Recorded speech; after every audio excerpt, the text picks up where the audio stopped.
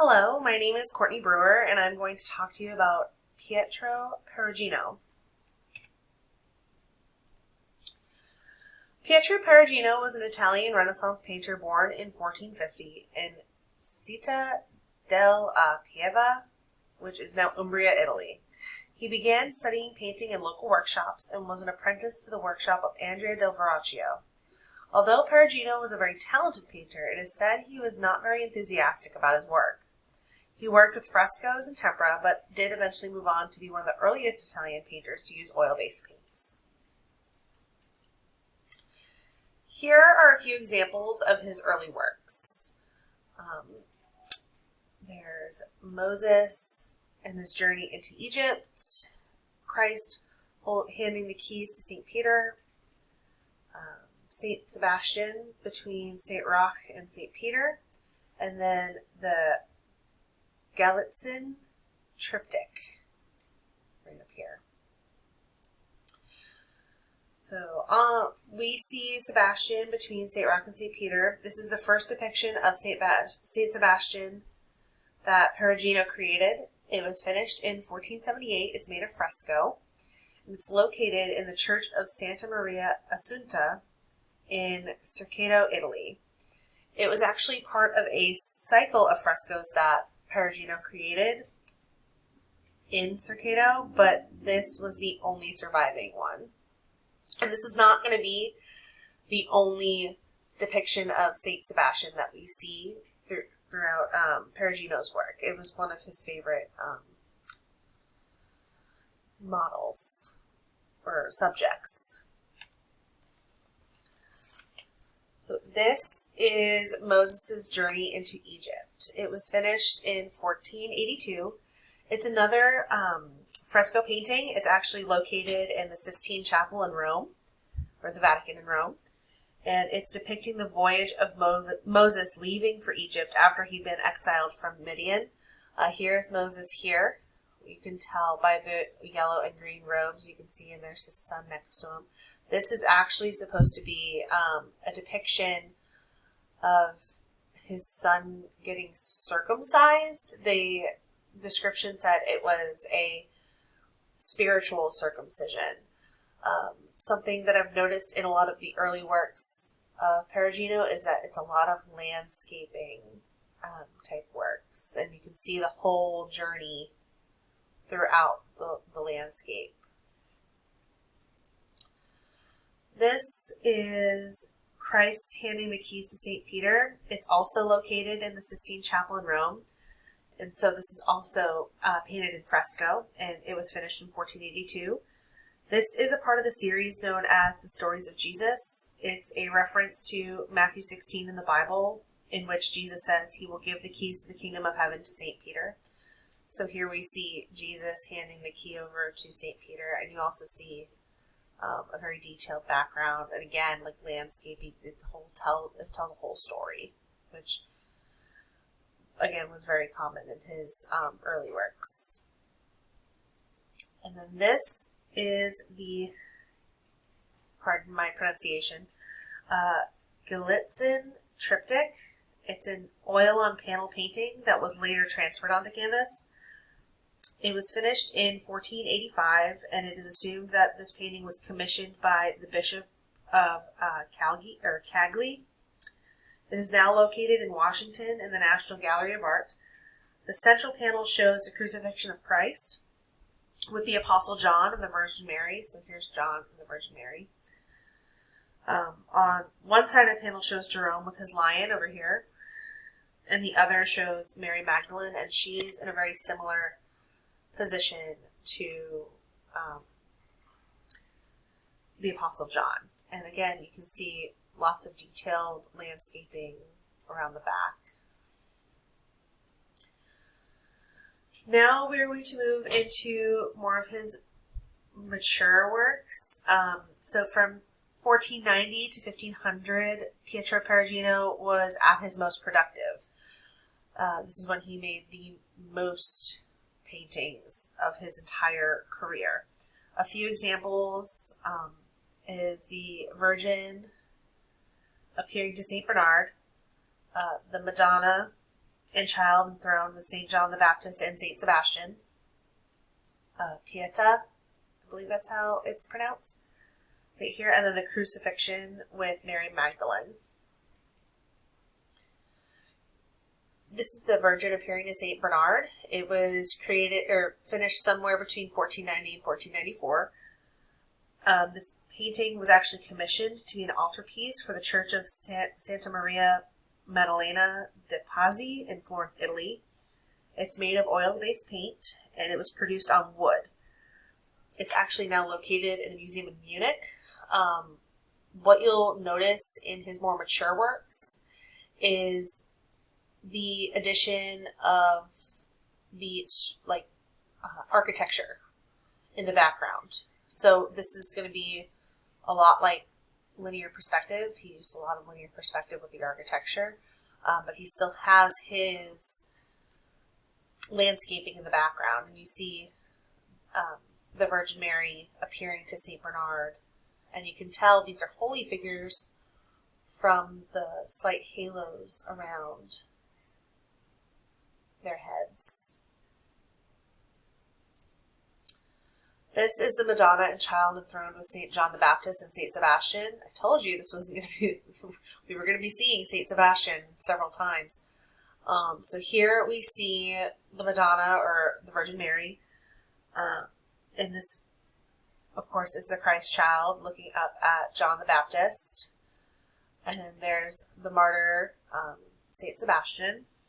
The painting was commissioned in 1493, and it is oil on panel.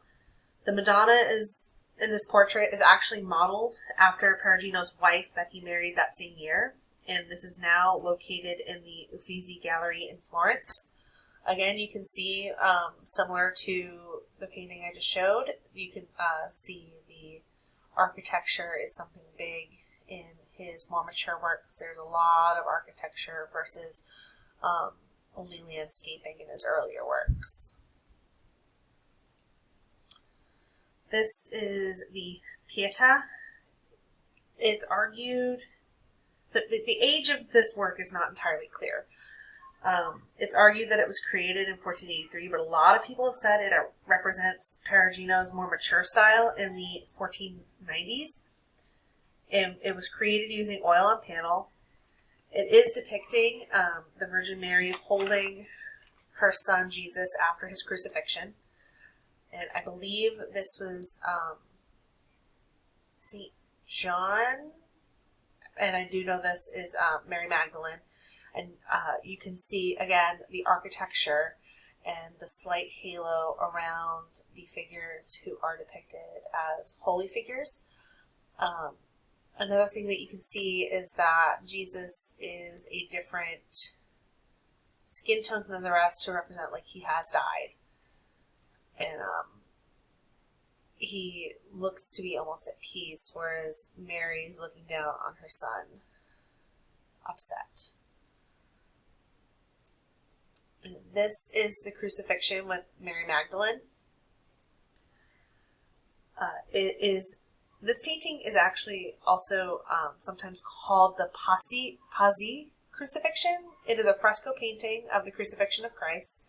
It's located in Santa Maria Maddalena de Pazzi in Florence, Italy. It is,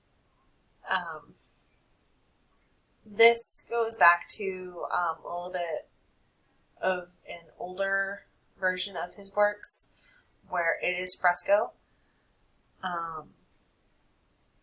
And it's mainly landscape around the back, although we do still have the architecture, but this was painted in panels. And then again, the holy figures always have these round halos atop. Another thing that I found was that these three trees, it is known, or like it is thought that these three trees represent the Holy Trinity, Father, Son, and Holy Spirit. Now we're going to move on to his late works.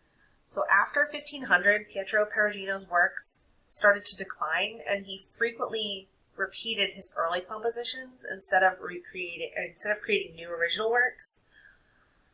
So he would take works that he'd created before and he would add things, or he would just recreate the whole pork painting itself. A few of the examples of the later works of Perugino is The Family of the Madonna, the Martyrdom of Saint Sebastian, The Battle of Love and Chastity, and Saint Sebastian Tied to a Column. Now, because these are his later works, I had a harder time finding more information on them versus his more mature works, which are more well known. So this is The Family of the Madonna. This is an oil-based painting, and it was completed in 1500 to 1502. It's located in Marseille, France. We can see the Madonna here with the Christ child. Again, all the holy figures have the halo around their head, and we also see that he still uses the architectural effects of linear perspective with the little bit of landscaping in the background here. I find this painting extremely beautiful.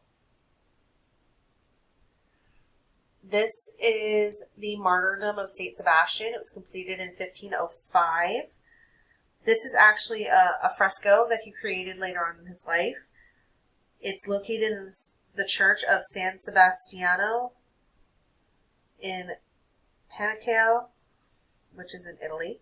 It shows the martyrdom of Saint Sebastian in an ancient Roman setting with God sitting above him with the angels here. And so here's Saint Sebastian where he's about to be pelted with arrows. Again, this is not the last time we will see Saint Sebastian. It is one of his favorite subjects to paint. I do also love the detail on the architecture and, of course, the landscaping in the background. Now, this is The Battle of Love and Chastity. It was commissioned privately, and it's created using tempera on canvas. It's located in the Louvre in Paris. It's a painting depicting the ancient gods and nymphs in a battle, showing victory of chastity over carnal love. So we see the battle here. And it was said that the commissioner, or the person who commissioned the painting, was not thrilled with the tempera. She preferred oil. This is the last painting. I figured we would, I felt it would be appropriate to end with a painting of Saint Sebastian since it was his favorite subject. This is Saint Sebastian Tied to a Column. It was produced sometime between 1500 and 1510. It's not necessarily known when it was fully created or fully finished.